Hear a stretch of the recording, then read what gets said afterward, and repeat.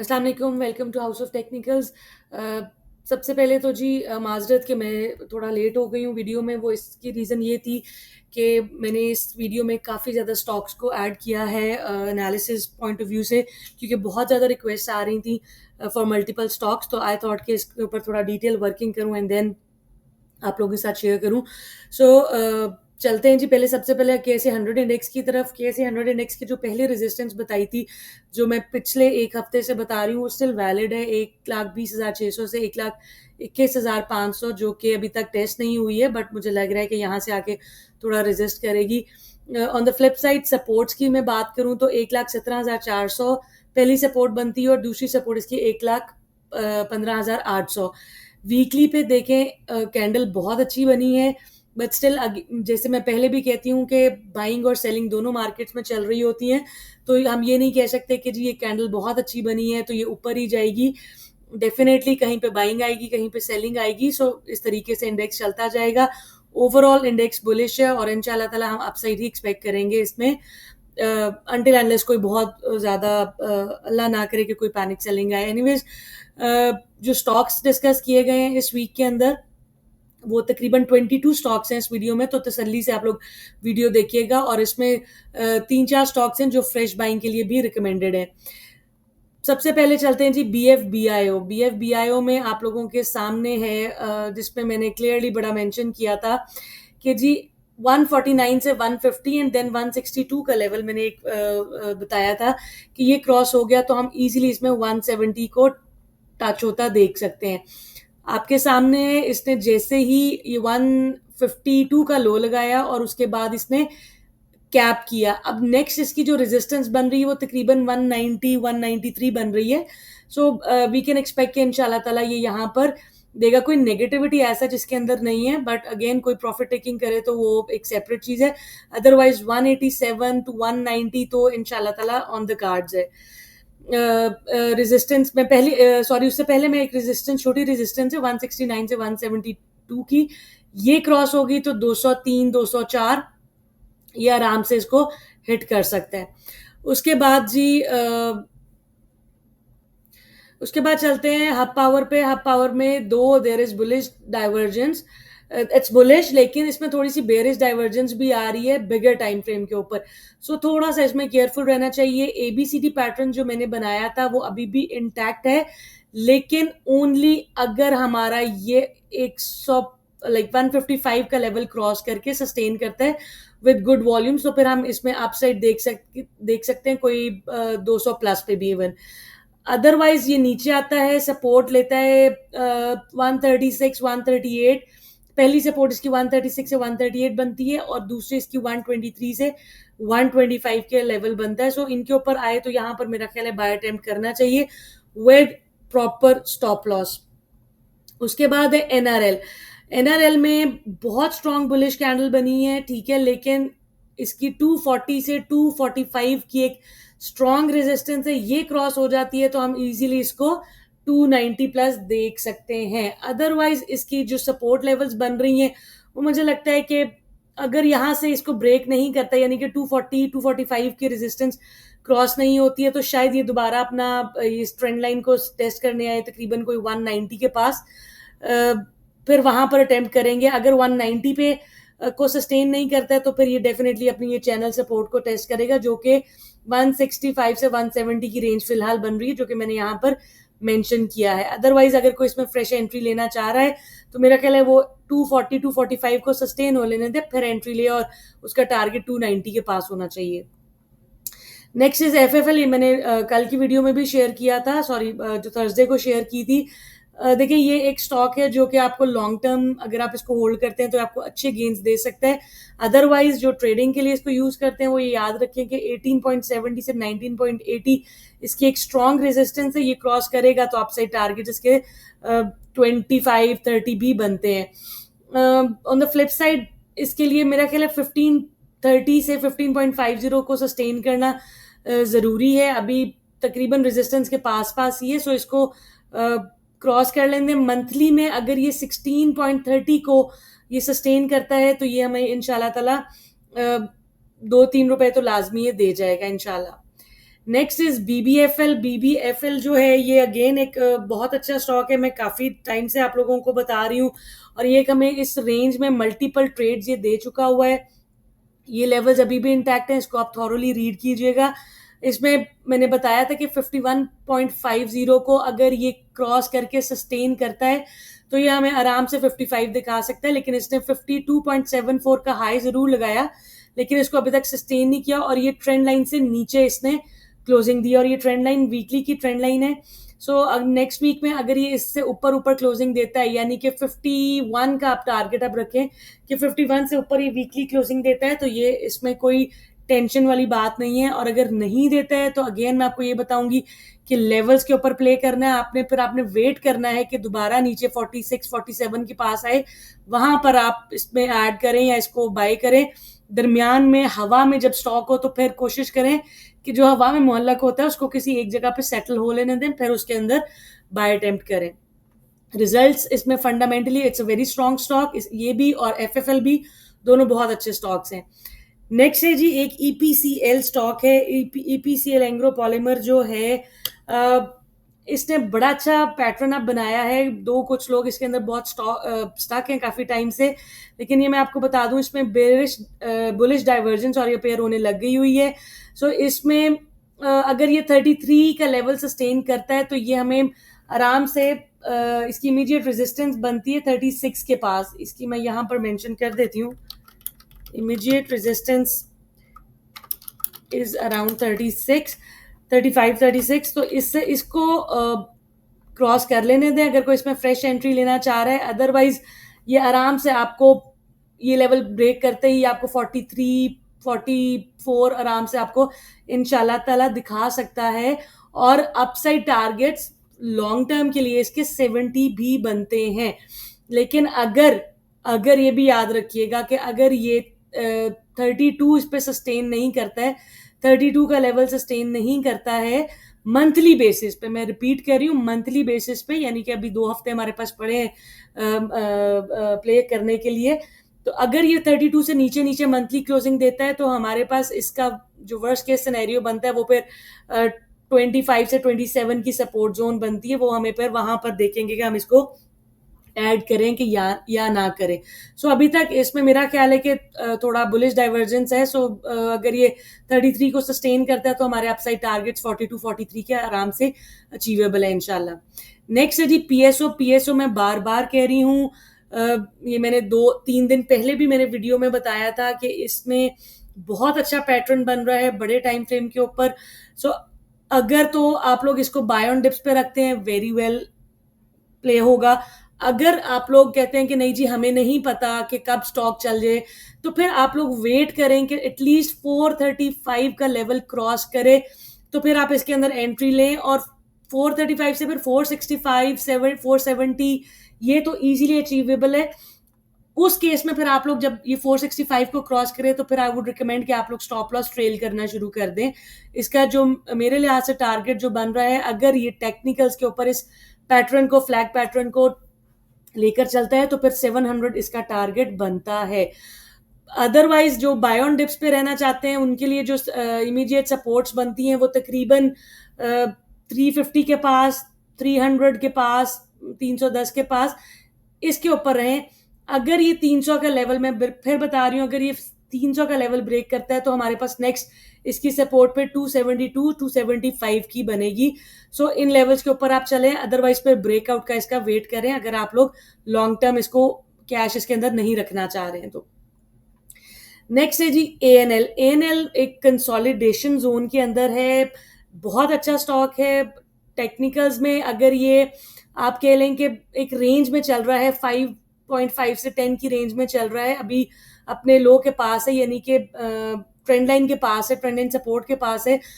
7 के पास आए, 6.5 के पास आए, इसके अंदर बाय ऑन डिप्स पे रहना चाहिए। और अगर अगेन वही जो ब्रेकआउट को ट्रेड करना चाह रहे हैं वो फिर 10 का लेवल क्रॉस हो देने दें। इसके अपसाइड टारगेट्स 13 भी बनते हैं, देन 16 भी बनते हैं। तो इसके अंदर आप बाय ऑन डिप्स पे रहें फॉर लॉन्ग टर्म, अदरवाइज फिर ब्रेकआउट का वेट करें।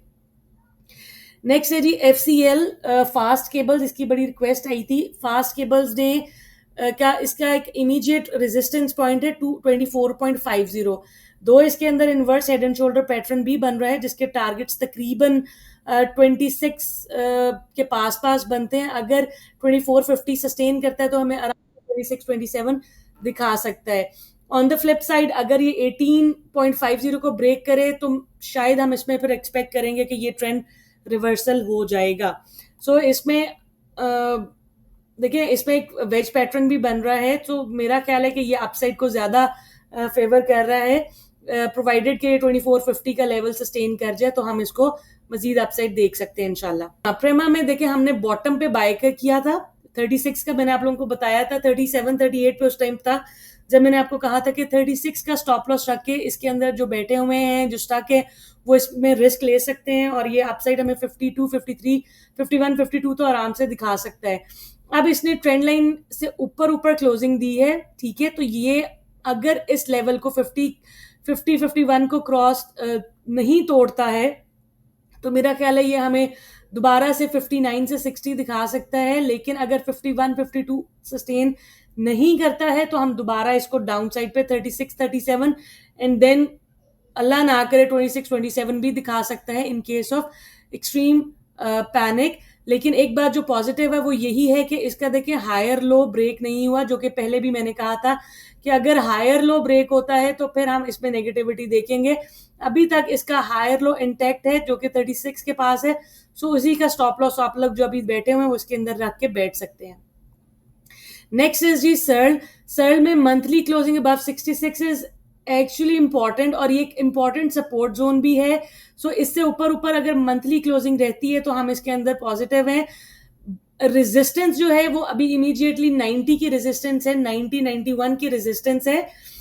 इससे ऊपर मुझे लगता है कि ये ब्रेकआउट देगा और फिर ये दोबारा 96 और जो हमारे पहले लेवल थे 96 एंड देन 100 एंड 101 105 वहां पर हम इसको जाता देख सकते हैं।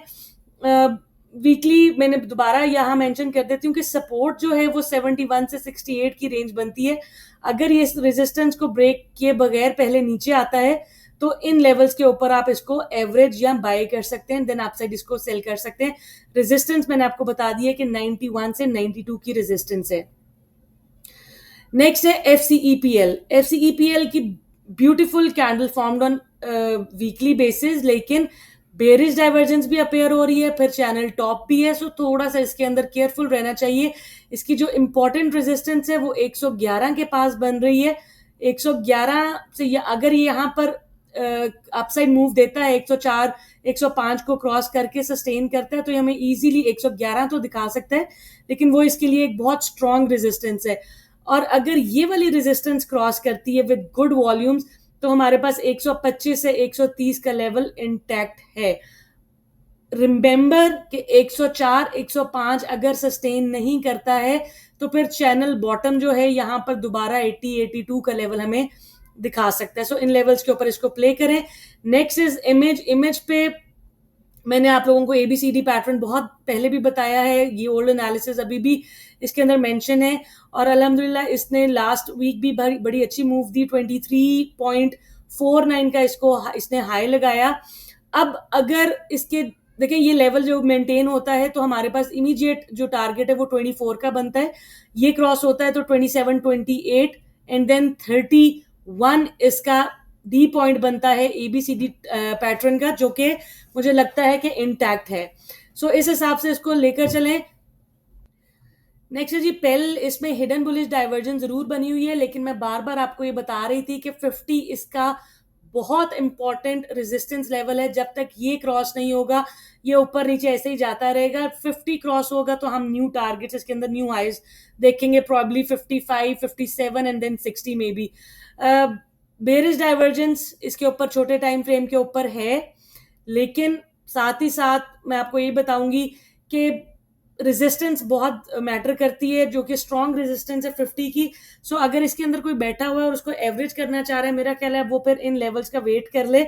अगर ये इन लेवल्स पे आए तो उनको एवरेज करे, अदरवाइज फिर मुझे पता है कि हम लोग बहुत ज्यादा डरते हैं स्टॉप लॉस हिट कराने से, तो बेहतर है कि अगर आप लोग स्टॉप लॉस आप लोगों ने हिट नहीं करवाया और आप लोग इसके अंदर बैठे हुए हैं या प्रॉफिट टेकिंग नहीं की थी आप लोगों ने पहले 50 के पास, तो फिर अभी आप बैठे और इसके अंदर 38 टू 40 के दरमियान में आए तो वहां पर इसके अंदर बाय करके इसको एवरेज करें एंड देन इसको अपसाइड सेल करें।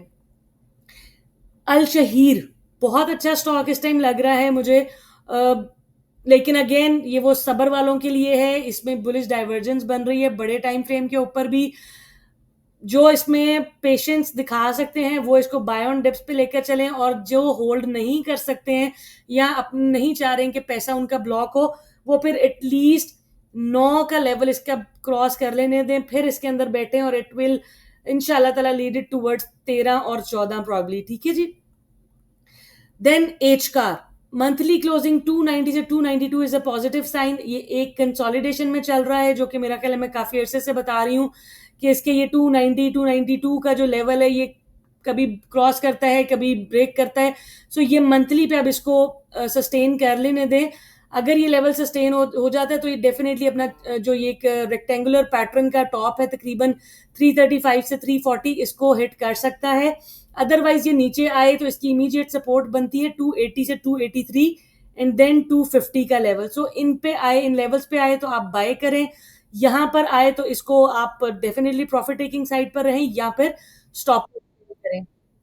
नेक्स्ट है जी एसएनजीपी। एसएनजीपी में मैंने बहुत दफा बताया है कि इस पे बेयरिश डाइवर्जेंस बन रही है, ये 128 से 130 के दरमियान पे है, जब से मैं कह रही हूँ कि इसमें बेयरिश डाइवर्जेंस बन रही है। सो अभी थोड़ा वेट करें, ये नीचे आए वहां पर इसको आप बाय करें। और अब इसका जो जैसा कि यहाँ पे मैंने मेंशन किया हुआ है कि इसकी इमीडिएट सपोर्ट 120 से 122 है। अगर ये ब्रेक करता है 119 का लेवल जो कि एक इम्पॉर्टेंट सपोर्ट है, तो फिर हम इसको फर्दर डाउन साइड देखेंगे। एक मे बी 116 अगर ब्रेक कर जाए तो फिर ये मे बी अगेन प्रेशर ले और 113 का लेवल टच हो, जो कि पहले भी हुआ था। लेकिन मैं यही बताऊंगी बार बार कि इसमें अब इमीडिएट जो सपोर्ट पहले हम लोग स्टॉप लॉस ट्रेल कर रहे थे 93 से, फिर 100 आया। अभी देखें अगर ये अब 106 107 का लेवल क्रॉस करता है तो मेरा ख्याल है हम इसमें मजीद डाउनसाइड देखेंगे। ये मेरे ओल्ड एनालिसिस हैं जो कि अभी भी इससे बेहतर है कि आप इस पे तो खैर डाइवर्जेंस बेयरिश डाइवर्जेंस प्ले हुई है, जो आप लोगों ने देखा यहाँ पर था जब मैंने बताया था कि बेयरिश डाइवर्जेंस है, और ये अगेन नीचे तक गया तकरीबन 98 99 तक गया, जो कि मैंने क्लियरली मेंशन किया था कि 116 क्रॉस करेगा तो ये ज्यादा प्रेशर लेगा। अब करंटली इसमें यही सिचुएशन है कि अभी अगर कोई इसके अंदर बैठा हुआ है तो प्रॉपर सपोर्ट लेवल्स पे आए, यानी कि 100 मे बी 111 पहली सपोर्ट इसकी 118 के पास बनती है 116 से 118, और उसके बाद इसकी जो सपोर्ट बनती है वो तकरीबन बनती है 109 से 111 की रेंज बनती है। यहाँ पर आए तो आप इसके अंदर बाय अटेम्प्ट कर सकते हैं विद स्टॉप लॉस ऑफ तकरीबन 98 का लेवल। ठीक है जी, ये क्रॉस नहीं होना चाहिए। ये टूट गया तो फिर मजीद सेलिंग आएगी और इसको हम 91 92 में भी दोबारा देख सकते हैं। लॉटकेम मैंने 14 तारीख को इसके एनालिसिस शेयर किए थे कि 19 का लेवल सस्टेन किया तो ये ऊपर जाएगा। अच्छा, अब ये अभी भी आप नोट कीजिएगा कि ये 19.1 या 19 का लेवल मैंने मंथली बेसिस पे कहा है। अगर ये मंथली पे सस्टेन नहीं करता है तो ये हमें दोबारा ये सपोर्ट दिखा सकता है जो कि 17 के पास बनती है। इमीडिएट रेजिस्टेंस इसकी 22 से 22.5 के दरमियान है। अगर ये क्रॉस कर गई तो हमें ये न्यू हाइज दिखाएगा तकरीबन 24-25 के दरमियान में। अगर कोई फ्रेश एंट्री लेना चाह रहा है तो वो बेहतर है कि अपना इस रेजिस्टेंस को या तो फिर क्रॉस हो लेने दे, अदरवाइज इसके अंदर जो सपोर्ट बनती है वो तकरीबन अब 19.5 से 20.5 के दरमियान बनती है। सो या तो यहाँ आए और आप इसको एवरेज करें या फिर इसको अपसाइड पे जा लेने दें और रेजिस्टेंस क्रॉस कर लेने दें, तो फिर आप एंट्री। नेक्स्ट है जी GTYR। GTYR में जो रेजिस्टेंस है वो 40 से 40.5 के दरमियान में अभी बन रही है ये, लेकिन अगर ये 40 को क्रॉस करता है तो हमें इजीली मतलब 2-3 रुपए का गेन मिल सकता है इसके अंदर। इसकी एक्चुअल रेजिस्टेंस जो है वो 43 बन रही है, वो क्रॉस कर गई तो ये हमें 47 भी इंशाल्लाह ताला दिखा सकते हैं। इसमें एक inverse head and shoulder pattern बनने का चांस है, बट लेट्स सी वो बनता है अभी या नहीं बनता है। वो तभी बनेगा अगर हमारी ये इमीडिएट रेजिस्टेंस जो 40 के पास है ये क्रॉस होती है। तो नेटसोल को भी मैं डिस्कस कर लूँ। नेटसोल में अल्हम्दुलिल्लाह पहले हमें बिल्कुल ब्रेकआउट से हमें एग्जैक्टली रेजिस्टेंस को उसने टच किया और आप ये देखेंगे 145.85 का इसने हाई लगाया फ्राइडे को, और वापस क्लोजिंग इसने दी है तकरीबन 140 पे। अच्छा जी, अब पॉसिबिलिटीज देयर कि ये शायद अपना ये ब्रेकआउट लेवल को रीटेस्ट करने आए 133 135 के दरमियान, और यहाँ से फिर से बाउंस करे। सो लेट्स सी कि ये जब नीचे आता है तो हम दोबारा इसको बाय करते हैं या वहां पर सपोर्ट लेता है या नहीं लेता है। बट फिलहाल अल्हम्दुलिल्लाह हमारे ये वाले लेवल जो हैं वो दे रियली प्लेड वेल। अब यहाँ पर नीचे आएगा तो हम देखेंगे इसको कि इसको बाय करना चाहिए या नहीं।